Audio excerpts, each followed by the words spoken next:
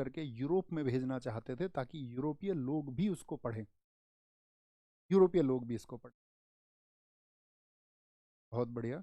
बहुत सारे साथियों ने कहा, एक साथी का हमने आपका भी टिप्पणी देखा, बकवास बुक मनुस्मृति। और साथियों का क्या मत है?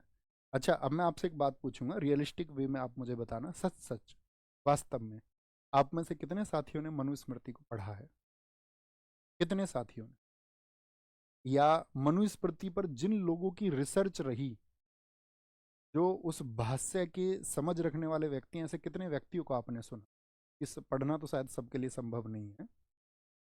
नो नो नो नो, नहीं पढ़ा है। ओके, तो मैं आपको एक रेफरेंस देता हूँ। मनुस्मृति पर जो सबसे ज्यादा कार्य किया है इस भारत में, या मनुस्मृति की समझ रखने वाले जो व्यक्ति हैं, उनका नाम है सुरेंद्र कुमार, प्रोफेसर सुरेंद्र कुमार। तो आप कभी जब आपके पास समय हो, आप अपने होमवर्क में डालिए, जैसे, या हम भी कभी इस पर सेशन लेके आएंगे, अपने विचार रखेंगे, तो आप लिखना मनुस्मृति सुरेंद्र कुमार, वो सबसे बड़े रिसर्चर है इस फील्ड।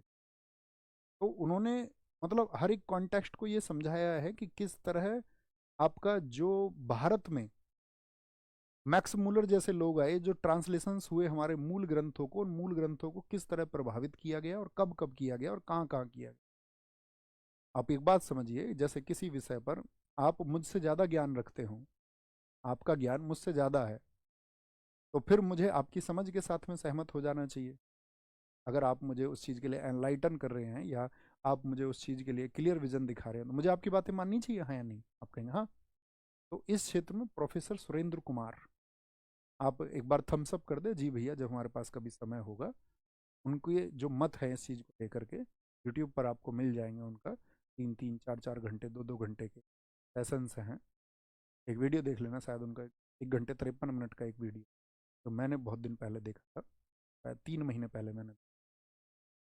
देखेंगे ना उसको, फिर आपका विजन क्लियर होगा, मतलब क्योंकि दुनिया में बहुत सारी चीज़ें ऐसी हैं जो आपके दिमाग में सिर्फ थोप दी गई और आपने उसको मान लिया।